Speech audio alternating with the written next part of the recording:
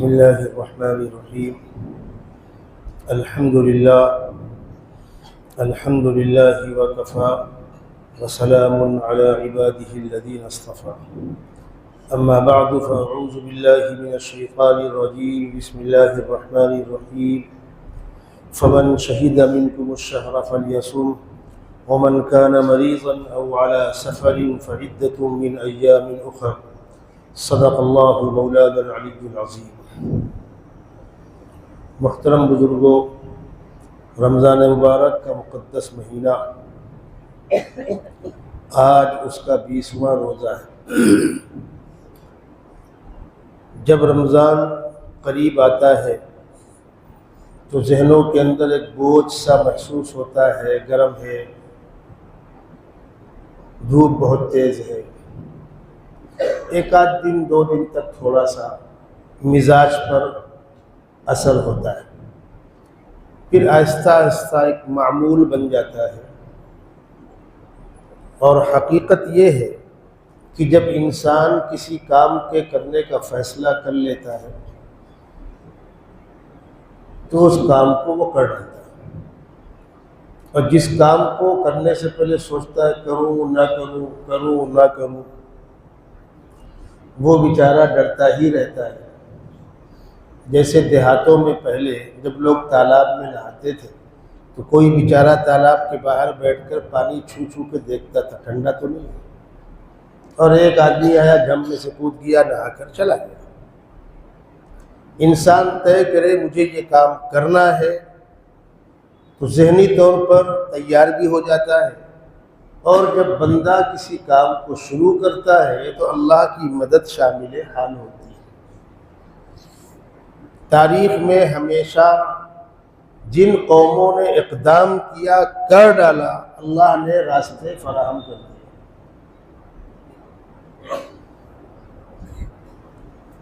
رمضان المبارک کا مہینہ انتہائی مقدس اور پاکیزہ مہینہ ہے.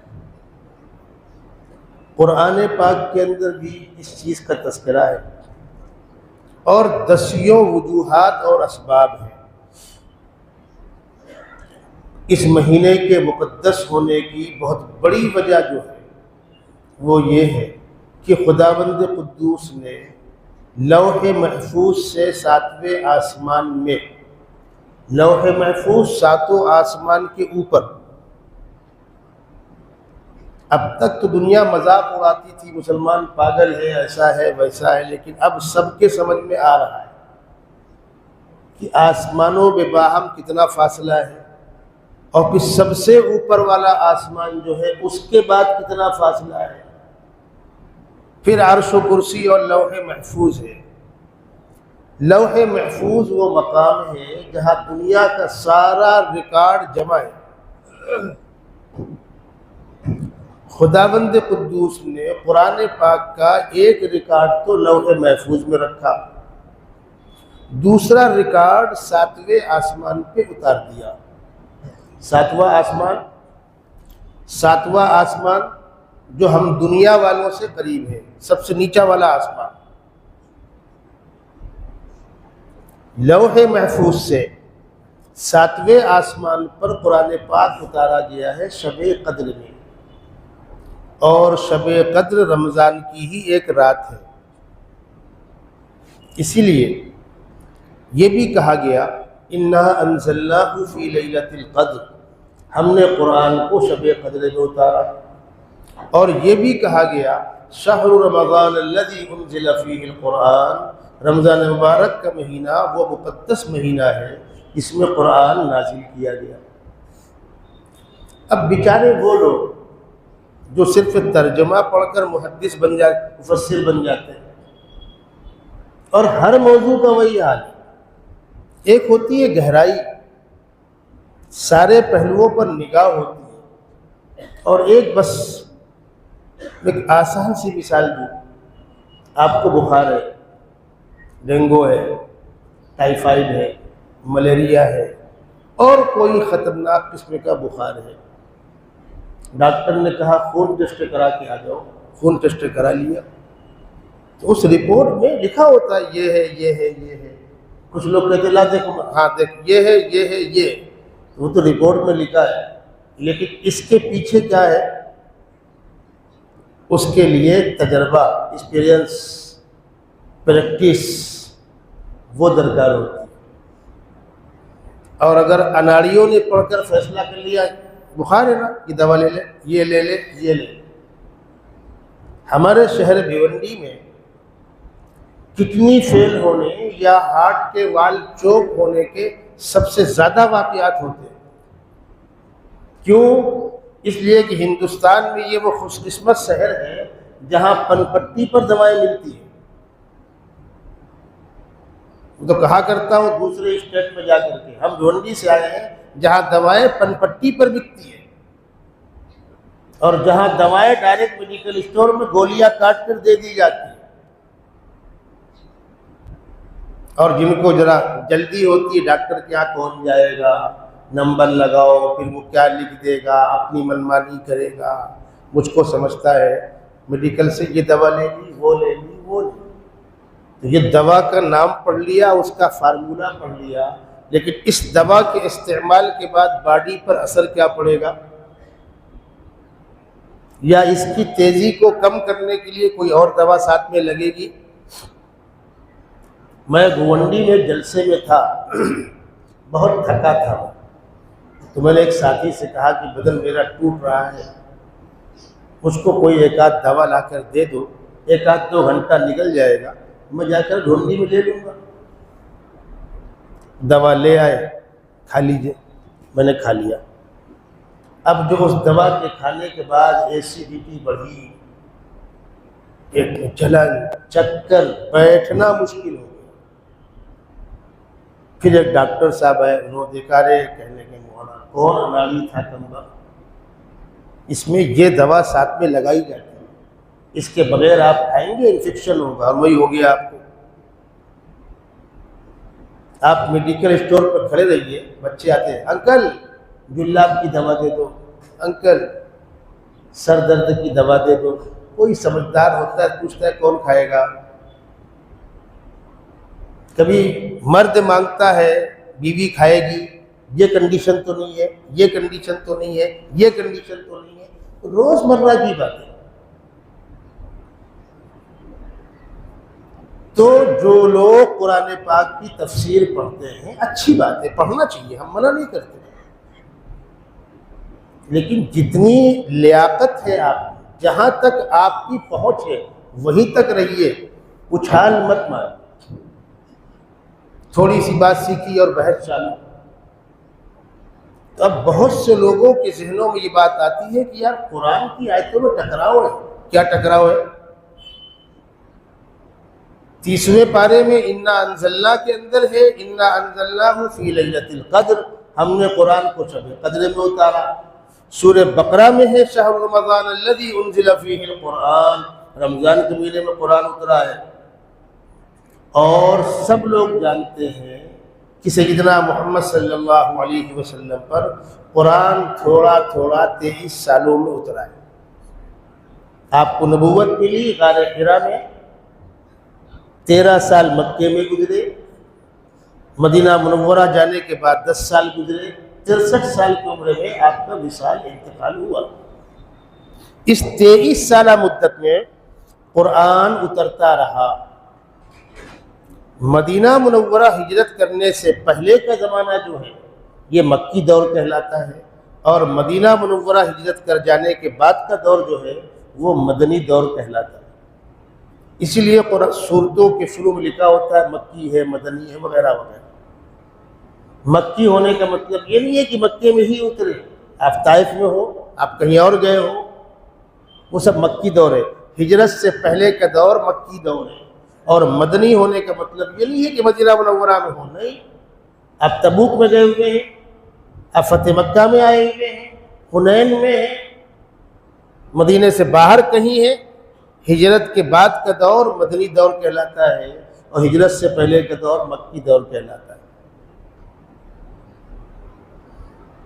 تو اس کا آسان جواب اور خلاصہ یہی ہے کہ قرآن کا ایک نزول تو ہوا ہے لوح محفوظ سے 7ویں آسمان پر، یہ شب قدر میں ہوا ہے، اور شب قدر رمضان کی ہی ایک رات ہے، اس میں کوئی ٹکراؤ نہیں ہے۔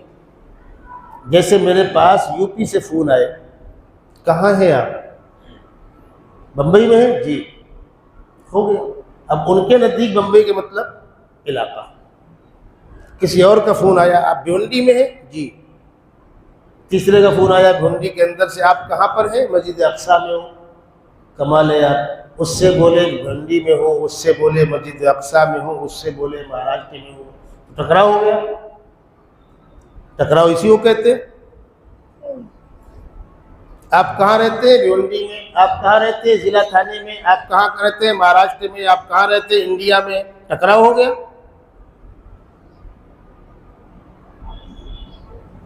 ایسے ہی قرآن پاک شب قدر میں اترا، اور شب قدر رمضان کی ایک رات ہے۔ کوئی ٹکراؤ نہیں۔ یہ تو ہوا لوح محفوظ سے 7ویں آسمان پر نزول کا تذکرہ، اور جو 7ویں آسمان سے سیدنا محمد صلی اللہ علیہ وسلم کو اترا تھوڑا تھوڑا، وہ 23 سال میں اترا، اس میں کوئی ٹکراؤ نہیں۔ چونکہ لوح محفوظ سے 7ویں آسمان میں اترنے والا عمل رمضان میں ہوا ہے، یہ بہت اہم چیز ہے۔ تو خداوند قدوس نے پہلا ریکارڈ رکھا ہے لوح محفوظ میں، دوسرا 7ویں آسمان پر، اور تیسرا دنیا میں۔ دنیا میں قرآن پاک کا ریکارڈ، سب سے پہلا ریکارڈ سیدنا محمد صلی اللہ علیہ وسلم کے سینے میں۔ آقا صلی اللہ علیہ وسلم سب سے پہلے قرآن پاک کے حافظ ہیں۔ جب آپ پر قرآن اترتا تھا تو آپ فرشتے کے ساتھ دہراتے تھے۔ کیوں ایسا کرتے تھے؟ اس لیے کہ پروردگار نے آپ کو حکم دے رکھا تھا، یا ایھا الرسول بلغ ما انزل الیک من ربک وان لم تفعل فما بلغت رسالتہ۔ آپ کے اوپر جو قرآن اتر رہا ہے، اس کو امت تک پورا کا پورا من وعن پہنچا دیجیے گا، اور اگر آپ نے نہیں پہنچایا تو ذمہ داری پوری ادا نہیں کی۔ اس لیے آپ کو فکر تھی کہ کہیں کچھ حصہ چھوٹ نہ جائے، تو آپ فرشتے کے ساتھ ساتھ دہراتے تھے۔ ادھر قرآن پاک جب نازل ہوتا تھا تو قرآن کا اپنا بوجھ ہے، قرآن کے اندر وزن بھی ہے، نورانیت بھی ہے، روحانیت بھی ہے۔ وزن کتنا ہے؟ قرآن کا وزن اتنا ہے کہ قرآن خود کہتا ہے، لو انزلنا هذا القرآن على جبل لرأيته خاشعا متصدعا من خشية اللہ۔ اگر ہم نے اس قرآن کو پہاڑ پہ اتارا ہوتا، اس بوجھ کو پہاڑ برداشت نہ کر پاتا، بیٹھ گیا ہوتا۔ یہ قرآن کس پر اترا؟ سیدنا محمد صلی اللہ علیہ وسلم پر۔ اس قرآن کو آپ کے کندھے پر، آپ کے سینے پر اتارنے سے پہلے آپ کو تیار کیا گیا، آپ کی تربیت کی گئی، آپ کے سینے کو انوارات سے بھرا گیا، اور آپ صلی اللہ علیہ وسلم نبوت ملنے سے پہلے غار حرا میں کئی روز تک عبادت کے اندر مصروف رہتے تھے، کئی روز تک۔ کبھی ایسا ہوتا کہ رفیقہ محترمہ حضرت خدیجہ الکبریٰ رضی اللہ تعالی عنہا ناشتہ پانی کھجور وغیرہ جا کر دے آتی تھی، اور کبھی 2-4 دن کے بعد آقا صلی اللہ علیہ وسلم گھر آ کر کے وہ سامان لے لیتے تھے۔ مسلسل عبادت۔ اتنی تمام تیاریوں کے بعد جب فرشتہ آپ کے سامنے آیا اور فرشتے نے کہا پڑھیے، تو آپ نے جواب دیا، میں پڑھا لکھا نہیں ہوں، ما انا بقاری۔ اور یہ حقیقت ہے کہ دنیا میں جو تعلیم کا سسٹم ہوتا ہے، استاد شاگرد کلاس، سیدنا محمد صلی اللہ علیہ وسلم کا کوئی استاد نہیں۔ آپ کا استاد خداوند قدوس ہے۔ آپ لکھا ہوا پڑھ نہیں پاتے تھے، اپنے قلم سے لکھ نہیں پاتے تھے، اور یہ بات تو قرآن کہہ رہا ہے۔ وما كنت تتلو من قبله من كتاب ولا تخطه بيمينك اذا لارتاب المبطلون. آپ دیکھ کر پڑھ نہیں پاتے تھے، قلم سے لکھ نہیں پاتے تھے، اس کے باوجود کمبخت شور کرتے ہیں وہاں سے لے آتے ہوں گے، وہاں سے لے آتے ہوں گے، وہاں سے لے آتے ہوں گے. تو قرآن کہہ رہا ہے پاگل ہو، جس کو لکھنا اور پڑھنا نہیں آتا وہ کہاں سے لے آئے گا؟ تم کو عقل نہیں ہے؟ جو شخص امی ہے اس پر یہ کلام اتر رہا ہے اور اتنا معیاری کلام ہے کہ ساری دنیا مقابلہ کرنے سے عاجز ہے. ایک سمجھدار انسان طے کرتا ہے یہ انسان کا بس کا کام نہیں ہے، یہ خداوند قدوس کا کلام. فرشتے نے آپ سے کہا پڑھیے اقرا، آپ نے کہا ما انا بقاری. جبرائیل امین نے آپ کو اپنے پروں کے بیچ میں لیا، باہوں میں لیا اور دبایا. جس طرح آپ چھوٹے سے بچے کو گود میں لے کر دبا دیتے تو اس کا سارا ڈھانچہ ڈھیلا ہو جاتا ہے. ہم لوگ پیار و محبت سے رکھتے ہیں اس کو، بچوں کو مائیں پیار سے رکھتی ہے، اور کسی اناڑی نے اس کو دبا دیا تو ایک طاقتور کسی کمزور کو دبائے تو کمزوری کیا حالت ہوگی. جبرائیل امین آپ کو باہوں میں لے کر دبا رہے ہیں. ایک بار دبایا، پھر چھوڑا، پھر کہا پڑھیے، آپ نے وہی جواب دیا ما انا بقاری. پھر لیا، پھر دبایا، 3 بار یہ عمل ہوا، اور تیسری مرتبہ جبرائیل امین نے کہا اقرأ بسم ربک الذی خلق، پڑھیے اس رب کے نام سے جس نے تمام چیزوں کو پیدا کیا. خلق الانسان من علق، انسان کو بوٹی سے پیدا کیا، گوشت کے لتھڑے سے پیدا کیا. اقرأ وربک الاکرم، پڑھیے آپ کا رب بڑا عزت والا ہے. الذی علم بالقلم، جس نے انسان کو قلم کے ذریعے تعلیم دی. علم الانسان ما لم يعلم، اور انسان کو وہ چیزیں سکھائیں جو انسان کو پہلے نہیں معلوم تھی. علم الانسان ما لم يعلم، اس پر ایک بات سن لیجیے. جب بچہ ماں کے پیٹ سے پیدا ہوتا ہے تو بالکل کورا ہوتا ہے، وہ پڑھا لکھا نہیں ہوتا، ایک نئی دنیا میں آتا ہے. اب تک تو پیٹ کے اندر تھا، اب کھلی فضا دیکھی، انسانوں کے چہرے دیکھتا ہے تو اس کو وحشت ہوتی ہے. بچہ روتا ہے، اور بچے کا رونا ضروری ہے، وہ اس کی صحت کا ذریعہ ہے، وہ اس کی ایکسرسائز ہے. اگر کوئی بچہ بچی نہ روئے تو نرسیں چوٹی کاٹ کاٹ کے اس کو رلاتی ہے، اور اگر 1-2 دن نہ روئے تو اس کو ایڈمٹ کرو، رویا نہیں. اس کا رونا اس کی ایکسرسائز ہے. پھر اب سیدھی بات ہے، بچے کو بھوک پیاس لگے گی، وہ روئے گا، ماں اس کو دودھ پلائے گی، اگر ماں کو دودھ پلانا ہے تو، ورنہ آپ شیشے سے پلائیں گے. وہ کام بھی ماں ہی کرتی ہے. اب بچہ دیکھتا ہے مجھے بھوک لگی تو یہ عورت، پیشاب پخانہ کیا تو یہ عورت. 2-4-10 دن کے بعد اس کے ذہن میں یہ بات بیٹھ جاتی ہے کہ یہ میری ہمدرد ہے، پھر وہ اسی کو دیکھ کے اظہار کرتا ہے ضرورت کا، اس کو دیکھ کر مسکراتا ہے. اب پھر دیکھتا ہے گھر میں ایک چہرہ اور ہے،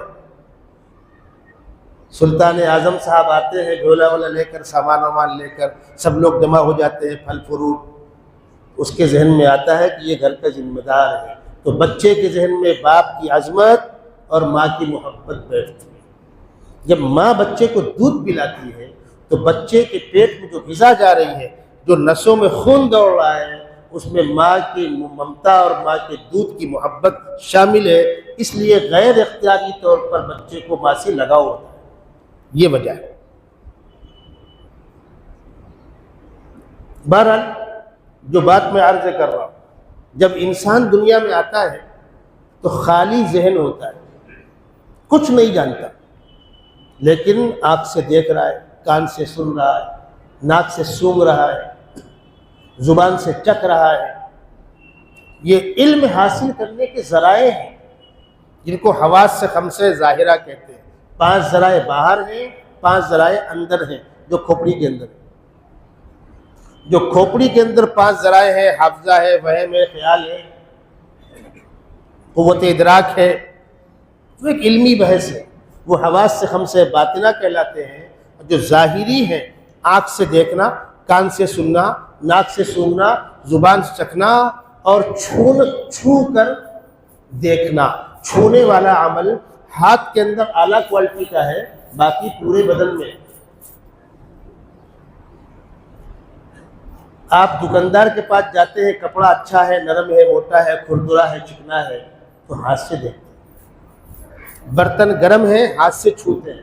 چھونے کو تو آپ پہنے لگا دیں تب بھی معلوم پڑ جائے گا، لیکن وہاں جل جائیں گے آپ۔ ہاتھ کے اندر وہ طاقت ہے۔ اور یہ جو ہاتھ کے نشانات ہیں نا، فنگر، آج سے 15-20 سال پہلے کسی سے کہیے QR کوڈ بابو کا ہوتا ہے،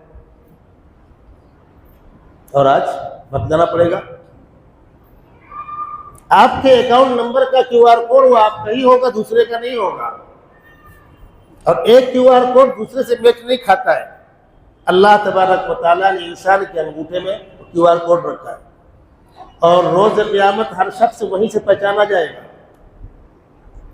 اسی لیے سورہ قیامہ 29ویں پارے کے اندر جہاں لوگ چیلنج کر رہے ہیں ایسا کیسے ہوگا، مرنے کے بعد دوبارہ اٹھائے کیسے جائیں گے، تو قرآن کہہ رہا ہے بلا قادرین علی ان نسوی بنانا، بلا قادرین علی ان نسوی بنانا، ہم تمہارے پوروں کو ویسا ہی بنا دیں گے۔ اور فنگر پرنٹ سے ہر شخص کی الگ الگ پہچان ہوگی۔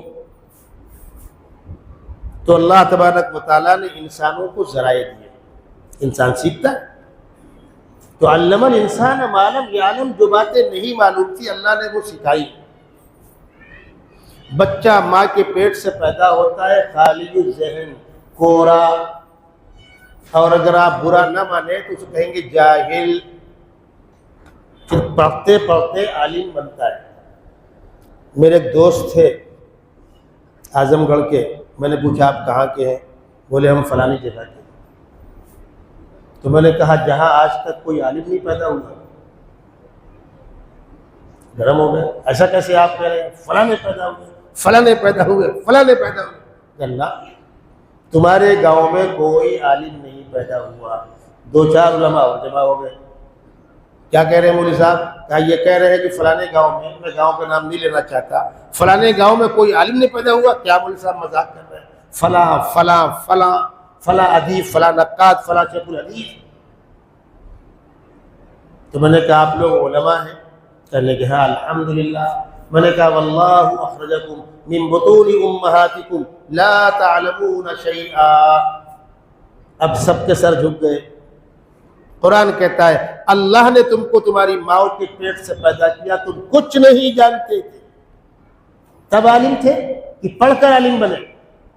پڑھ کر عالم بنے۔ تب کیا تھے؟ تب خالی کیسٹ تھی، خالی چپ تھی، اس پہ ڈالا جائے گا، پہلے سے کچھ نہیں ہے۔ تو انسان دنیا میں آتا ہے علم کے ذرائع سے، علم سیکھتا ہے، مکتب میں جاتا ہے، کسی استاد سے پڑھتا ہے، اسکول میں پڑھتا ہے۔ سیدنا محمد صلی اللہ علیہ وسلم کا کوئی استاد نہیں، خداوند قدوس نے آپ کو یہ کتاب دی۔ تو جب آپ پر یہ کتاب اترتی تھی قرآن مقدس، اس کا بوجھ بدن ٹوٹا جا رہا ہے۔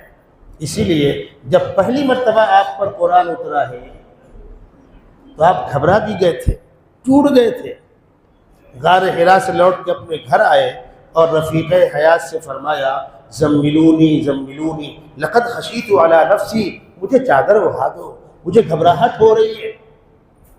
بی بی خدیجہ نے آپ کو لٹا دیا، چادر اڑا دی، اور سرہانے پر بیٹھ کر سر سہلانے لگی۔ اور اس وقت بی بی خدیجہ نے آقا صلی اللہ علیہ وسلم کی دل جوئی کے جو کلمات کہے تھے، ان کا احسان ہے قیامت تک ہم مسلمانوں پر، امت محمدیہ پر اس خاتون کا احسان ہے۔ ہمارے پیغمبر کو گھبراہٹ کے موقع پر تسلی دی انہوں نے۔ ہمارے گھر کی عورتیں ہوتی کیا پوچھتی؟ فرشتہ ورا کیسا رہا، کہے ہاتھ پیر رہے، وہ ایسا بولی تو ایسا کہنا بولیا، شروع ہوتا ہے۔ عام طور پہ ایسا ہوتا ہے۔ بیچارہ مرد تھکا ہارا چلا آ رہا ہے، وہ کچھ دیر آرام کرنا نہیں، پہلے بتاؤ بی بی خدیجہ نے یہ کام نہیں کیا، آپ کو الٹا دیا، سرہانے بیٹھ گئی، سر دبانے لگی اور تسلی کے کلمات کی. کیا کہا؟ کلا واللہ لا یخزیک اللہ ابدا، خدا آپ کو ہرگز رسوا نہیں ہونے دے گا، آپ گھبرائے نہیں، کوئی گھبراہٹ کی بات نہیں. انک لتصل الرحم وتحمل الکلب وتقری الضعیف وتعین علی نوائب الحق. آپ صلہ رحمی کرتے، صلہ رحمی رشتہ داروں کے ساتھ اچھا سلوک. اور اللہ کے نبی صلی اللہ علیہ وسلم نے اس کی وضاحت فرمائی ہے کہ صلہ رحمی اس کا نام نہیں ہے جو ہمارے ساتھ اچھا کرے گا ہم اس کے ساتھ اچھا کریں گے. صلہ رحمی اس کا نام ہے میرے خاندان کا ہے، میرا رشتہ دار ہے، مجھے دعا دے تو گالی دے تو رشتے ناطے کا حق ہے کہ میں اس سے اچھا سلوک کروں، خدمت کروں. جو ہم سے ہو نہیں پاتا. ہم صدقات و خیرات بھی اسی کو دیتے ہیں جو ہماری ہاں میں ہاں ملائے.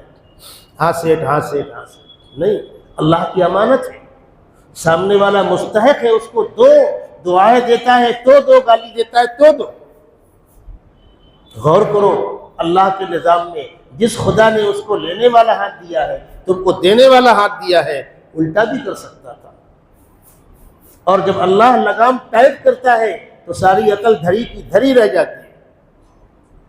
جب حالات سازگار ہوتے ہیں تو بیوقوف بھی سیانے ہوتے ہیں، اور جب لگام ٹائٹ کر دی جاتی ہے تو پھر کچھ بدھی کام نہیں آتی. اس کا ہمیشہ خیال رکھو. آج ہے اللہ نے دینے لائق بنایا ہے تو اپنے خاندان کے لوگوں سے اچھا سلوک کرنا. بی بی خدیجہ فرما رہی ہے آپ صلہ رحمی کرتے، وتحمل الکلب بوجھوں کو اٹھا لیتے، وتقری الضعیف مہمان نوازی کرتے، وتعین علی نوائب الحق حق کے معاملات میں مظلوم کا ساتھ دیتے. آسان نہیں ہے. دو آدمی میں اختلاف ہے، مسئلہ آپ کے پاس آیا، تعلقات ہیں میرے، تو میں مجموعی طور پر انہی کا فیور کروں گا. غلط. محبت کے ساتھ، پیار کے ساتھ، دباؤ ڈال کر اپنے قریبی آدمی کو آمادہ کریں، بھائی اس کا حق ہے آپ دیں. کوئی ترتیب بنا لے، کوئی شکل بنا لے، لیکن ظالم کا ساتھ نہ دے. اور ہو کیا رہا ہے؟ پنچایتیں بیٹھتی ہیں نا، اپنے اپنے پنچ چلائے جاتے ہیں، اور اپنے اپنے پنچوں کو پہلے سے ذہن سازی کر کے لایا جاتا ہے اپنی بات منوانے کی. پنچایت شروع ہوتی ہے، وہ ان کا فیور، وہ ان کا فیور، وہ ان کا فیور، وہ ان کا فیور، فیصلہ ہونے والا. طاقت کے زور پر دباؤ ڈال کر کسی کو خاموش کر لو تو الگ بات ہے. اللہ کا کیمرہ آپ پر چل رہا ہے، یاد رکھیے گا. کوشش کرنی چاہیے کہ جہاں تک ہو سکے انصاف پر آدمی قائم رہے، سچائی پر قائم رہے. یہ جو صفات بی بی خدیجہ نے اللہ کے نبی صلی اللہ علیہ وسلم کی گنائی، محدثین لکھتے ہیں، سیرت نگار لکھتے ہیں، یہ وہ صفات ہیں جس انسان کے اندر ہوتی ہیں لوگ اس کا احترام کرتے ہیں، اس کی عظمت کرتے ہیں. اور لکھنے والوں نے یہ بھی لکھا ہے کہ دین کی خدمت کرنے والے کسی بھی لائن سے، دینی کام سے وابستہ افراد، ان کے اندر یہ صفات ہونی چاہیے تو دین پھیلے گا. اور اگر منبر پر کچھ اور باقی باہر کچھ، جس کو شیخ کہنے والے نے کہا واعظہ بر منبر و محراب جلوہ می کنن چی بخلوت می رون آکار دیگر می کنن، منبر پر گرجنا اور بعد میں اس پر قائم نہ رہنا، بعد میں وزن نہیں رہتا. الحمدللہ ہم جن اکابر کو اپنا بڑا مانتے ہیں ان کی زندگیاں گھر اور باہر یکساں تھی۔ انسانی تاریخ میں بہت سے پیشوا آئے جن کی زندگیاں لکھی گئیں۔ سیدنا محمد صلی اللہ علیہ وسلم کی بہت سی خصوصیات میں سے ایک بڑی خصوصیت یہ ہے کہ آپ کا ظاہر و باطن گھر اور باہر یکساں تھا۔ بعض صحابہ آپ کی ہر بات لکھ لیا کرتے تھے تاکہ محفوظ رہے، تو دوسرے بعض لوگوں نے منع کیا کہ ہر بات نہیں لکھتے، آدمی تو مذاق کے موڈ میں ہوتا ہے، ہر بات ریکارڈ میں نہیں لیتے۔ آقا صلی اللہ علیہ وسلم نے سن لیا، فرمایا میری ہر بات لکھ سکتے ہو۔ اور آقا صلی اللہ علیہ وسلم نے اپنی بیویوں سے کہہ رکھا تھا، امہات المومنین سے کہہ رکھا تھا کہ گھر کے اندر رات کی تاریکی اور تنہائی میں جو ہوتا ہوا دیکھو، دن کے اجالے میں اس کو بیان کر سکتی ہے۔ یہ معیار کردار کا، دنیا ہل جاتی اس بات کو سن کر کے۔ یہ اعلان شوہر اپنی بیوی کو اختیار دے، میری ذاتی زندگی تم جو دیکھ رہی ہو عوام کے سامنے بیان کر سکتی ہو۔ کوئی ایک مرد کھڑے ہو کر کہے، یہ ہمت کرے۔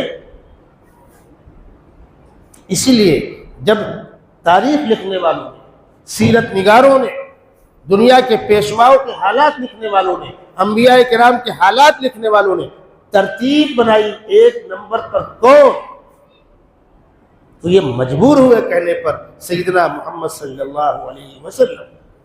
ایک شخص عیسائی ہے، عیسائی مفکر ہے، وہ 100 شخصیات کا انتخاب کر رہا ہے، دی 100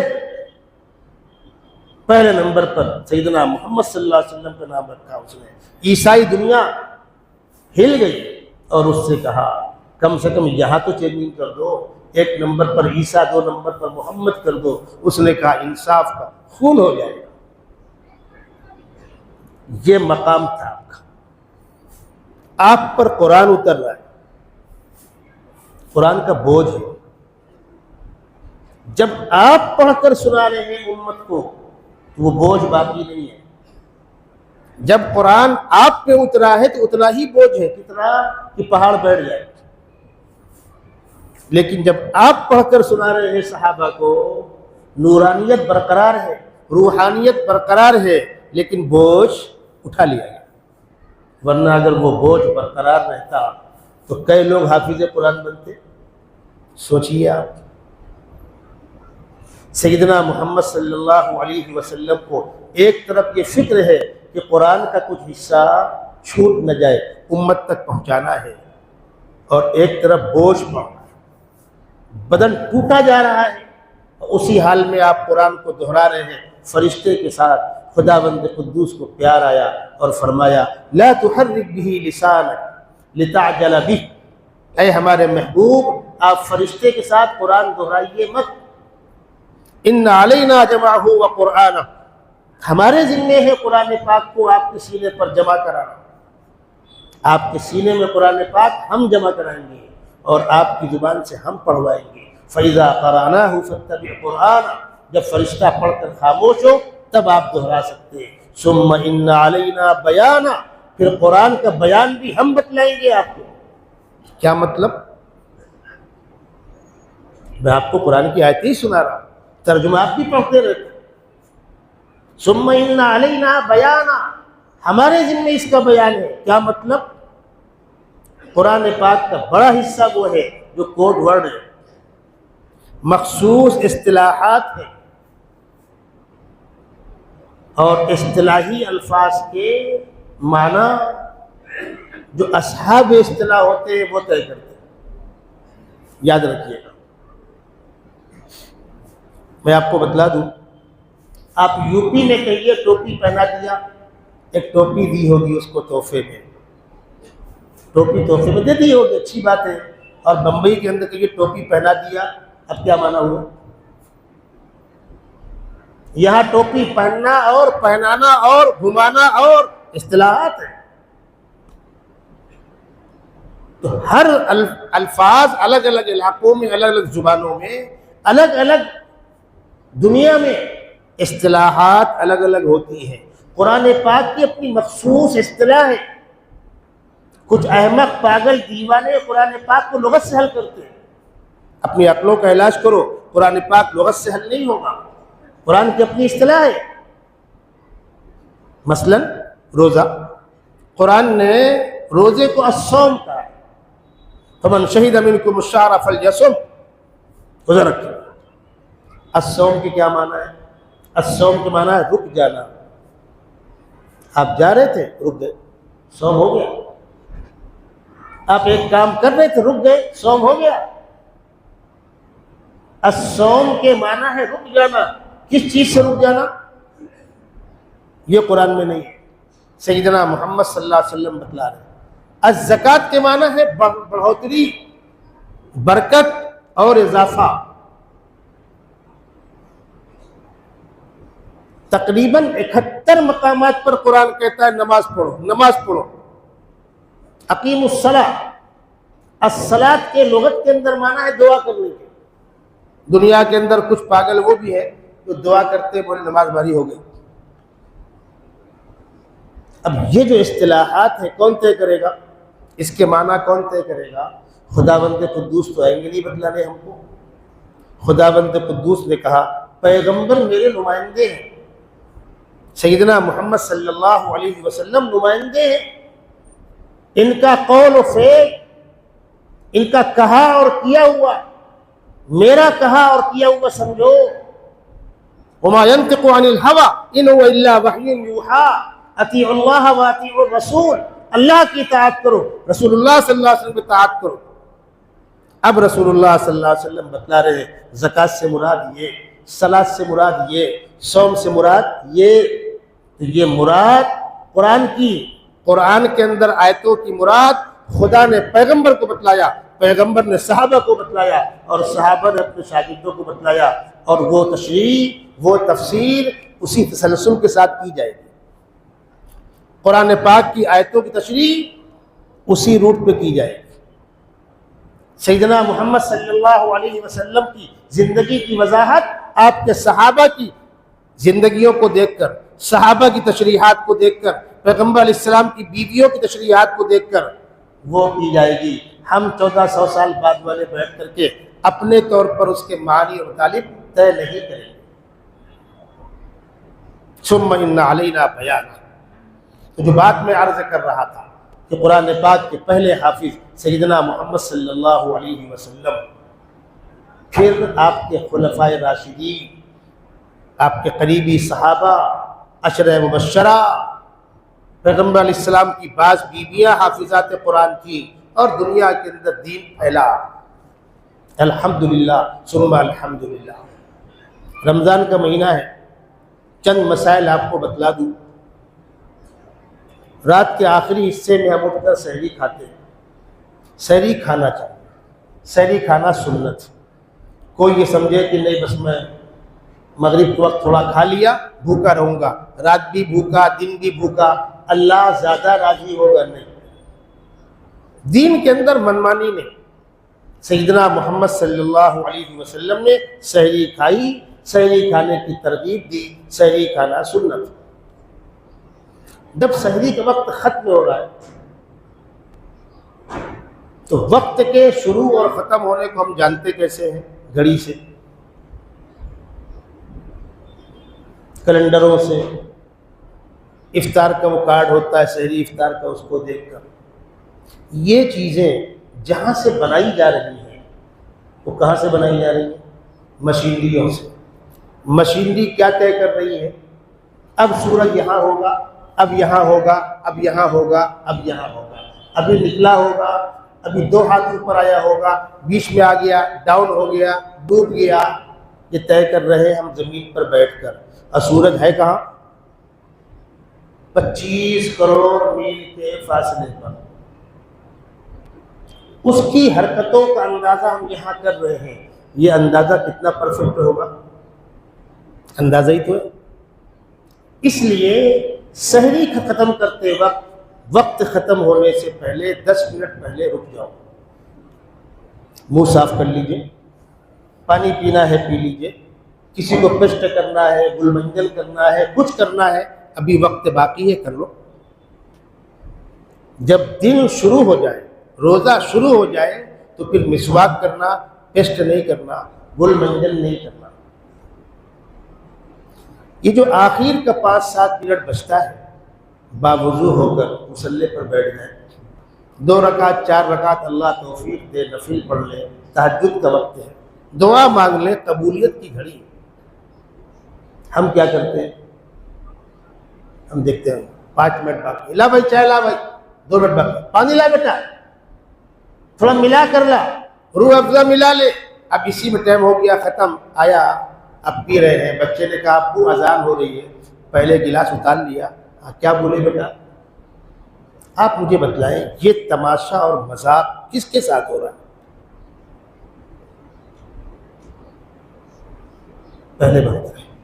ادھر دن ڈوب گیا، ہمارا کیلنڈر ہمارا چارٹ کہتا ہے دن ڈوب گیا. 2 منٹ انتظار کرو.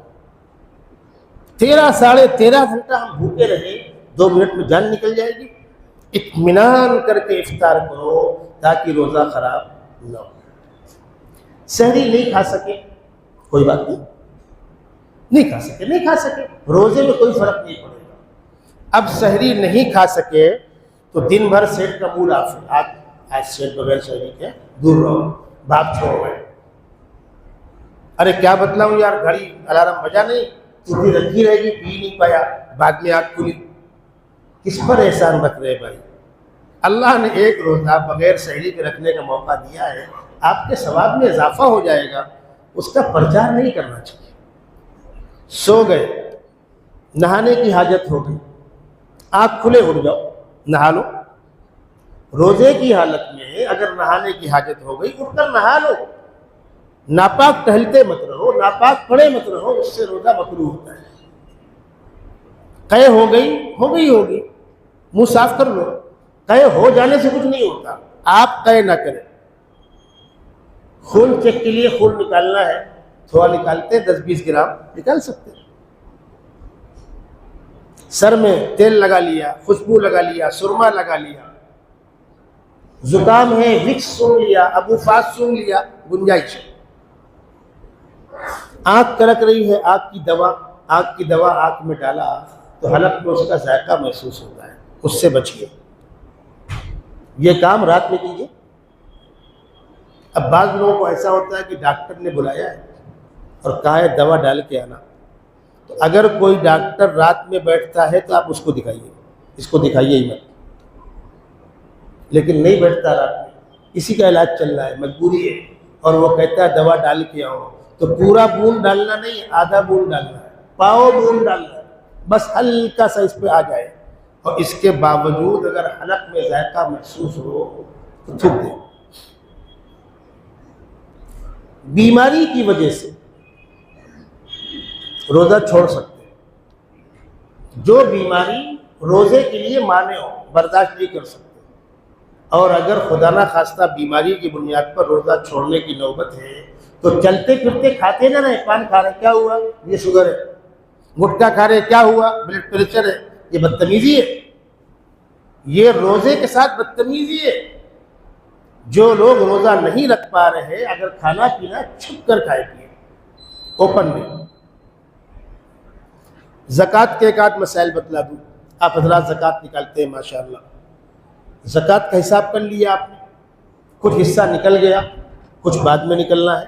سال پورا ہونے سے پہلے آپ زکوٰۃ نکال سکتے ہیں. جس پیسے کی آپ کو زکوٰۃ دینا ہے، جس مال کی آپ کو زکوٰۃ دینا ہے، جس کاروبار کی زکوٰۃ دینا ہے، حساب کرنے سے پہلے آپ زکوٰۃ نکال سکتے ہیں، منع نہیں ہے.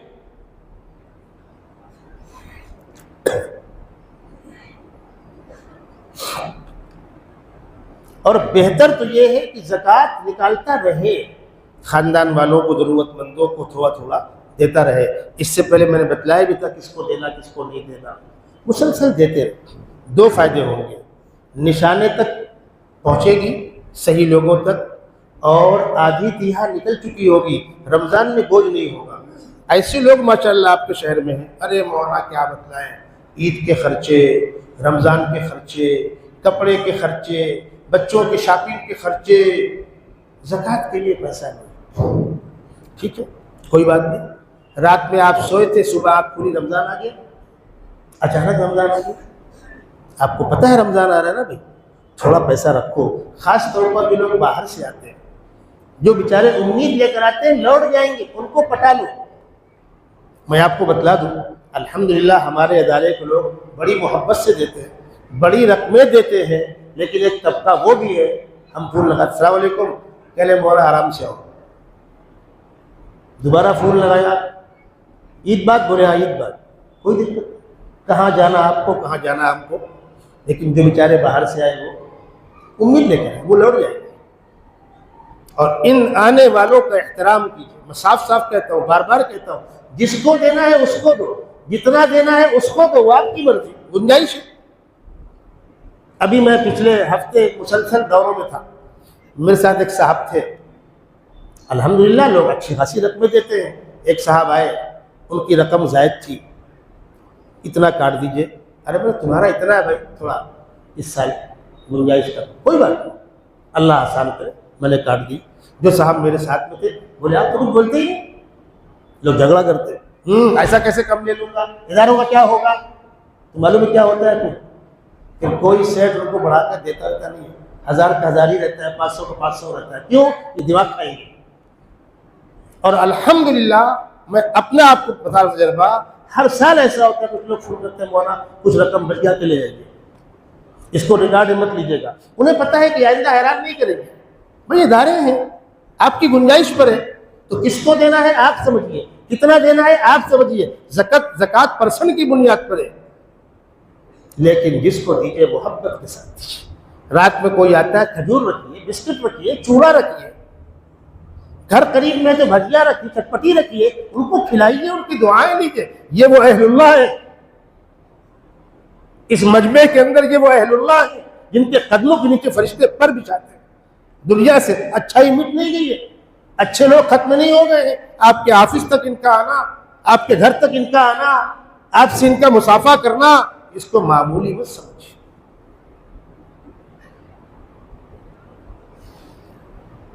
بہرحال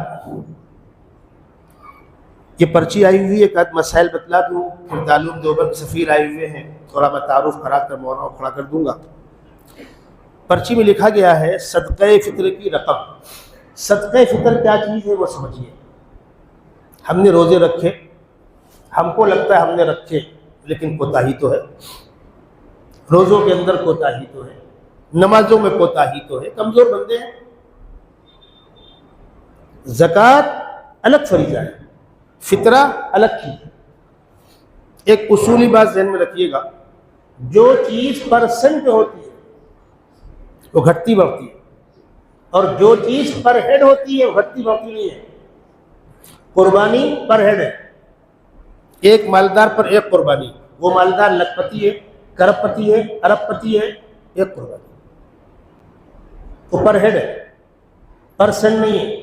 فطرہ پر ہیڈ ہے، لیکن زکوٰۃ پرسنٹ ہے۔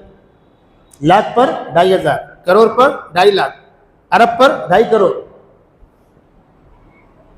تو جو چیز پرسنٹ ہے اس کی شرائط زیادہ ہے۔ زکوٰۃ کی رقم بڑی مقدار میں نکلتی ہے، اس کی شرائط زیادہ ہے، سال بھر ہو، یہ ہو، یہ ہو، یہ ہو، رہائشی مکان پر زکوٰۃ نہیں، پرانی پراپرٹیوں پر زکوٰۃ نہیں، کھیتی باڑی پر زکوٰۃ نہیں، باغ باغیچے پر زکوٰۃ نہیں، سونے چاندی کیش پیسہ اور تجارت کے سامان پر زکوٰۃ ہے، اتنی شرطیں ہیں۔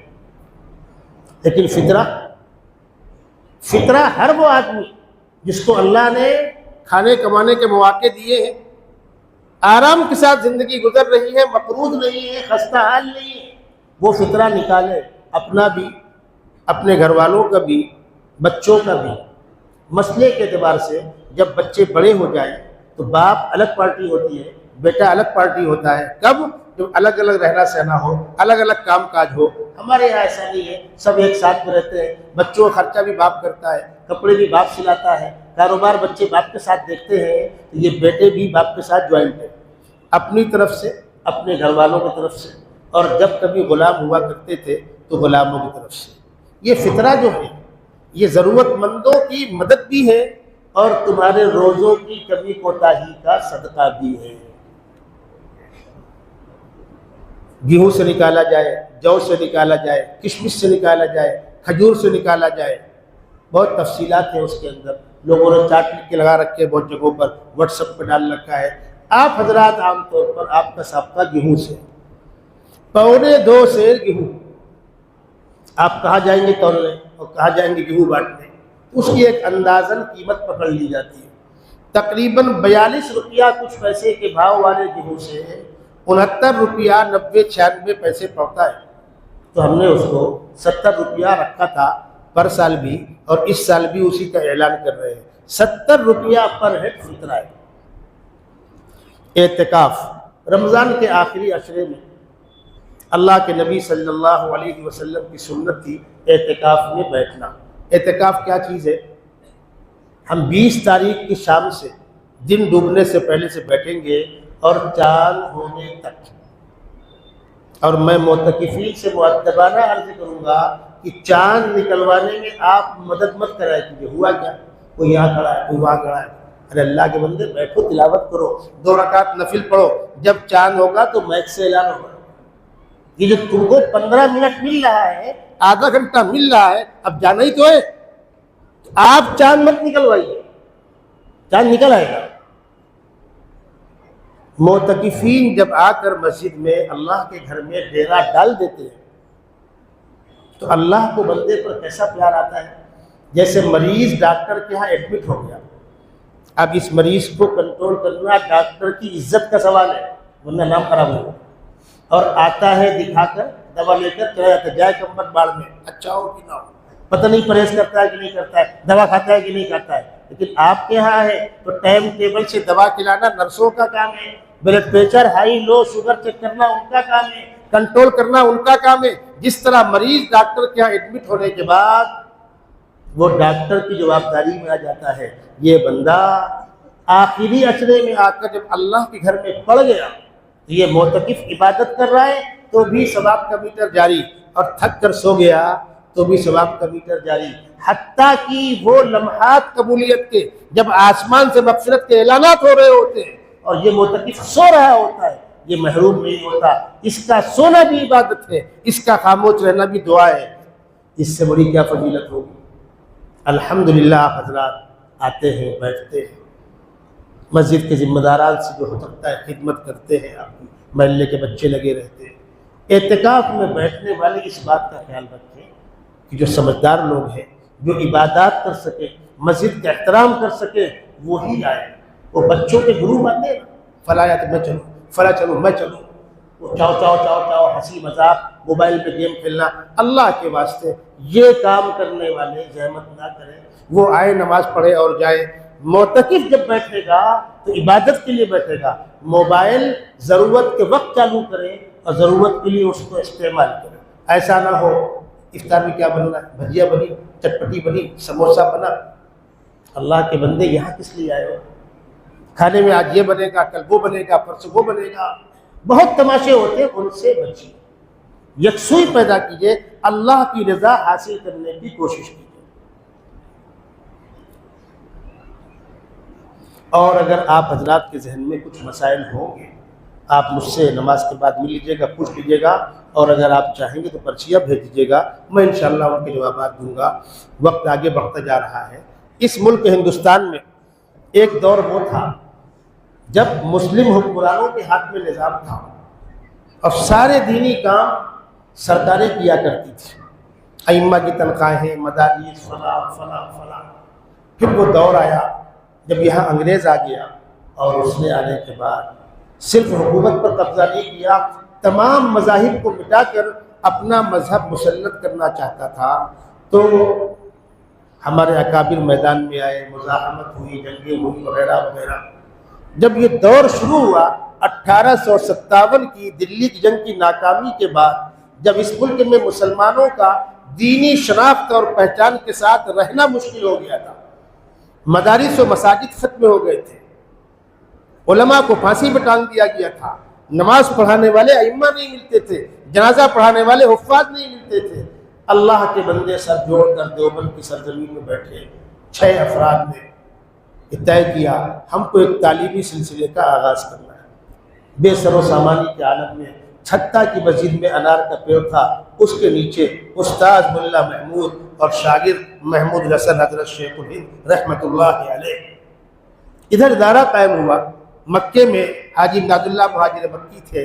کسی نے کہا حضرت ہم لوگوں نے ہندوستان میں ایک مدرسہ قائم کیا۔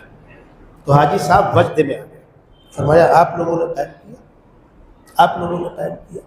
آپ کو پتہ ہے کتنی پیشانیاں یہاں رگڑی گئی ہیں؟ خانہ کعبہ کا پردہ پکڑ کر اہل اللہ نے دعائیں کی ہے، خداوندہ ہندوستان میں اسلام کے تحفظ و بقا کا سامان پیدا کر۔ تو خداوند قدوس نے اپنے نیک بندوں کے سینے پر یہ القاء کیا ہے، سینوں پر کھولی گئی یہ بات، تعلیمی سلسلہ ایسا شروع کرو جس کا حکومتی امداد سے کوئی تعلق نہ ہو، جس کی پہلی کڑی ہے ام المدارس دارالعلوم دیوبند، جو ایک طالب علم اور ایک استاد سے شروع ہوا، اس کا فیض پوری دنیا کے اندر عام اور عام۔ اس کے سفیر مولانا سراج احمد صاحب قاسمی تشریف لائے ہوئے ہیں۔ میں درخواست کرتا ہوں آئیے اپنی زبان سے آپ مختصر سے الفاظ میں تعارف کرائیے، ضروریات بتلائیے۔